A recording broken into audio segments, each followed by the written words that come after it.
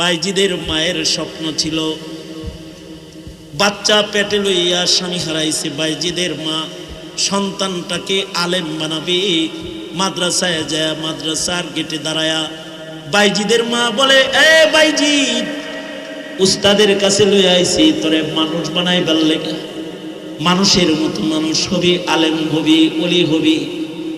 এই যে মাদ্রাসায় রেখে গেলাম, আমি মার ভালোবাসার ওসিলা দিয়ে বলছি, আমার মোহাব্বতের কদর করো বাইজিদ। আলেম না হইয়া কিন্তু বাড়ি যাবা না, ইলিম শিখা আলেম হইয়া তারপরে বাড়ি যাইবা। প্রসিদ্ধ ওয়াকিআ। বাইজিদ বুস্তামি রহমাতুল্লাহ আলাইহি উস্তাদের কাছে রেখে গেলেন, আর বাইজিদের মা বলে গেলেন, আমার সন্তানটাকে আলেম হওয়ার আগে ছুটি দিবেন না। ওই দিন ছুটি দিবেন যেদিন ও আলেম হবে, ওলি হবে, ওলি হবে, ওলি। আমার সন্তান ওলি হলে ছুটি দিবেন। বাইজিদের উস্তাদের কাছে পড়ে, উস্তাদ পড়ায়, কিন্তু কিছুদিন যাওয়ার পরে মায়ের কথা স্মরণ হয়ে গেছে। বাইজিদ উস্তাদরে যায় বলে, উস্তাদজি, মা বলছে আলেম হয়ে যাইতে, ওটা তো মায়ের আবেগ, আমার একটু ছুটি দেন, আমার মারে দেখতে মনে চাইতেছে। উস্তাদে চিন্তা করলো, কমাস কম একটা পড়ার সীমানা দিয়ে দিই। আল্লাহর কালামের 2 ভাগের 3 ভাগের 2 ভাগ যদি মুখস্থ করতে পারো, বেশিরভাগ মুখস্থ করলে তোমাকে ছুটি দিব। মনে মনে ভাবলেন, 20-22 পারা মুখস্থ করতে তো একটা সময় লাগবে, ছুটি নিতেও বাইজিদের সময় লাগবে। বড় একটা পড়ার সীমানা দিয়ে দিচ্ছেন যেন ছুটি দিতে 2-4 বছর যায়। কিন্তু বাইজিদ বুস্তামি অল্প কয়েকদিনের ভিতরে উস্তাদের সীমানা পর্যন্ত চলে গেছেন, অল্প দিনে। উস্তাদজি, দিন রাত করে আপনার সীমানায় পৌঁছে গেছি, আল্লাহর কালামের অধিকাংশ আমার সিনায় চলে আসছে, এখন আমারে ছুটি দেন, সন্তান হিসেবে আমার মারে দেখতে মনে চায়। বাইজিদ বুস্তামি রহমাতুল্লাহ আলাইহি উস্তাদ বিপদে ছুটি দিয়ে দিছে, কারণ সীমানায় পৌঁছে গেছে। ঠিক আছে, ইলম তো আর কম হাসিল করে নাই, ছুটি দেওয়ার একটা হক তার আছে। ছুটি দিয়ে দিলে বাইজিদ বুস্তামি বাড়িতে চলে গেছে। বাড়ি পৌঁছতে পৌঁছতে সন্ধ্যা হয়ে গেছে, দূর থেকে পায়দল সফর করে গেছে। ঘরের দরজায় দাঁড়ায় ডাকতেছি, মা, ও মা, আমি বাইজিদ আসছি, তোমারে বড় দেখতে মনে চায়, দরজাটা খুলো মা। আশ্চর্য, মা দরজা না খুলে বলে, আমার বাইজিদ আলেম হওয়ার আগে বাড়ি আসার কথা না, তুমি আমার বাইজিদ না। তোমার কণ্ঠ আমার বাইজিদের মতো হলো, তুমি আমার বাইজিদ না, কারণ আমার বাইজিদ আলেম না হয়ে বাড়ি আসবে না। বাইজিদ বুস্তামি রহমাতুল্লাহ আলাইহি মায়ের দরজায় দাঁড়ায় রয়েছেন। গভীর রাত, মধ্যরাত হয়ে গেছে, ডাকে, কিন্তু মার একই কথা, আমার বাইজিদ আলেম না হয়ে ঘরে আসার কথা না। বাইজিদ বুঝে ফেললেন যে আমার মা গায়রে আলেম, অচল সন্তানের চেহারা দেখবার চায় না, সুতরাং এখানে দাঁড়ায় থাকা লাভ নাই। বাইজিদ দরজার থেকে চলে আসলেন, আবার পুনরায় ওস্তাদের কাছে যায় বলে, ওস্তাদ জি গো, গভীর রাত পর্যন্ত দরজায় ছিলাম, মা আমার চেহারা তাকায় দেখে না, আমি নাকি তার বাইজিদ না, তার বাইজিদ নাকি আলেম না হয়ে বাড়ি যাবে না। ওগো উস্তাদ জি, শপথ নিলাম আলেম না হয়ে বাড়ি যাব না।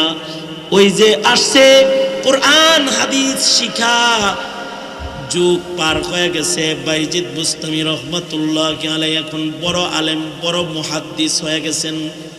উস্তাদ এবার বলে, তুমি আলেম হয়েছ, এবার তুমি তোমার মার কাছে যাইতে পারো, আগামীকালকে তোমাকে পাগড়ি পেঁচায় দেব, মায়ের কাছে চলে যাবা, যা বলবা, মাগো ইলমের পাগড়ি লইয়া আসছি, আপনি আমার সাথে দেখা দেন। উস্তাদের ওসিয়ত নসিহত যা করার উস্তাদ জি করে দিলেন। রাতের বেলায় উস্তাদ ঘুমাইছেন, ঘুমের ঘরে উস্তাদ স্বপ্নে দেখে মদিনার মরুদুলা মুহাম্মাদুর রাসূলুল্লাহ সাল্লাল্লাহু ওয়াসাল্লাম উস্তাদের কাছে আইছে, এসে কয় উস্তাদ রে,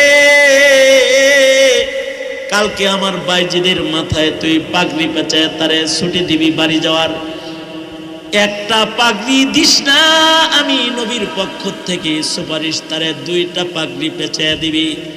একটা পাগড়ি হবে ইলমের পাগড়ি, আলেমের পাগড়ি, আর একটা পাগড়ি বাইজিদের মাথায় পেঁচায় দিবা, সেটা হলো তাসাউফ ও উলুম ও মারিফতের পাগড়ি। তোমার খেলাফত ও এজাজতটাও বাইজিদকে দিয়ে দিও। উস্তাদজি সকাল বেলায় এজাজত দিয়ে দিছেন, পাগড়ি পেঁচায় দিছেন। বাইজিদের মা দীর্ঘদিনে বিছানায় পড়ে গেছে, অসুস্থ হয়ে গেছে, দূর থেকে ভালো দেখে না, ভালো কানে এখন আর শুনে না। বাইজিদ নিজের বাড়ি যায় দেখে অসুস্থ মা তার বসে রয়েছে, চোখে দেখে না, কানে শুনে না।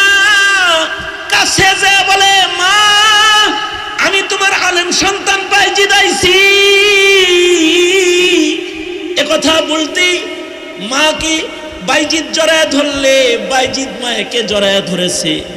বাইজিদের মুখে মা চুমু খেয়েছে, কপালে চুমু খেয়েছে, নিজের সন্তানকে আদর করতেছে। আর খুব খেয়াল করে বলি বাইজিদকে তাকায় এক নজর দেখেছে। এবার বলে, বাইজিদ এক মশক পানি কি আমারে দিবি নিরে ওযু বানাইবার জন্য? বাইজিদ নিজের মাকে নিজের হাতে ওযু করায় দিয়েছে। বাইজিদ যায় নামাজটা একটু কেবলার দিকে বিছায়া দিবি নিরে বাইজিদ, শুকরিয়ার নামাজ পড়ব।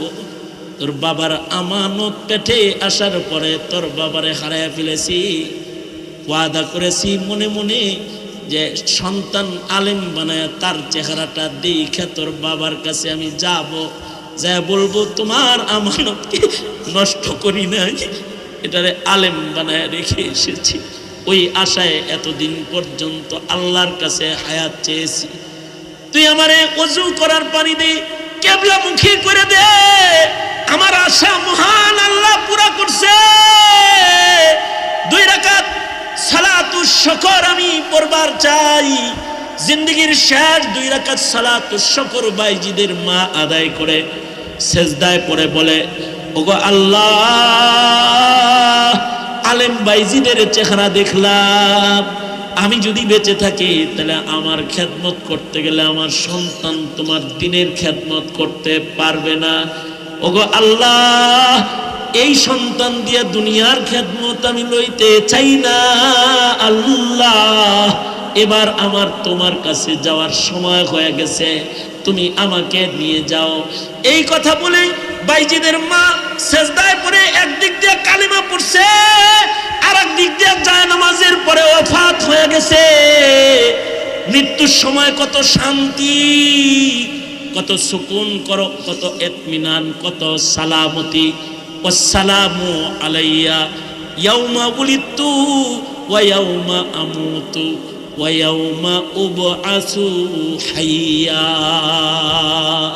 মরণের সময় সালামতির মরণ হইতে হয়। কেউ কেউ আছে মদ খায় মরে যায়, কেউ কেউ আছে গাঁজা খায় মরে যায়, কেউ কেউ আছে জেনা করে মরে যায়, কেউ কেউ আছে গণতন্ত্রের মিছিলে যায় মরা যায়, আর কেউ কেউ আছে কালিমার মিছিলে মারা যায়, কালেমা পড়তে পড়তে মারা যায়। কেউ কেউ সিনেমা হলে মারা যায়, কেউ কেউ কাদিয়ানির মতন নাপাক জায়গায় মারা যায়, আর কেউ কেউ মসজিদের ভেতরে মারা যায়, কেউ কেউ মদিনায় যায় মরে যায়, কেউ কেউ জুমার দিনে মরে যায়, কেউ কেউ শেষ রাত্রে মরে যায়।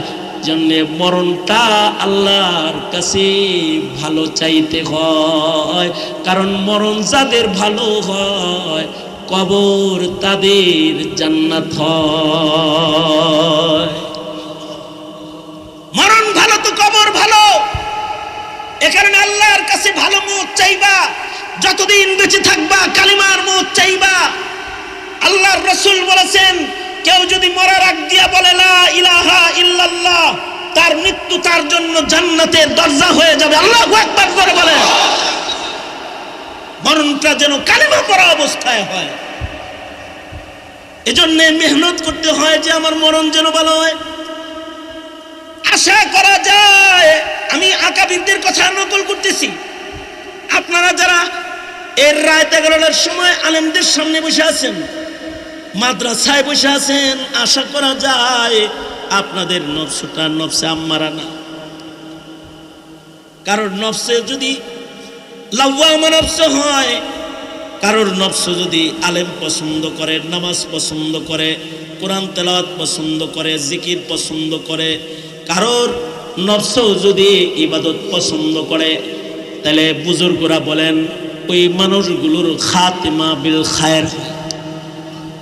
আশা করা যায় গভীর রাতেও যারা নিজের কাজ ফেলে আলেমদের সাথে বসে আছেন, আপনাদের নফসটা লাওয়ামা নফস তো অবশ্যই। যদি আল্লাহ তাআলা আজকের দাঁড়ানো, আজকের বসাটাও কবুল করে, তাইলে মরণটা কালেমার মরণ হবে ইনশাআল্লাহ। আর নবী বলছে আল মারউ মা মান আহাব্বা, যার সাথে যার মোহাব্বত তার সাথে তার কিয়ামত।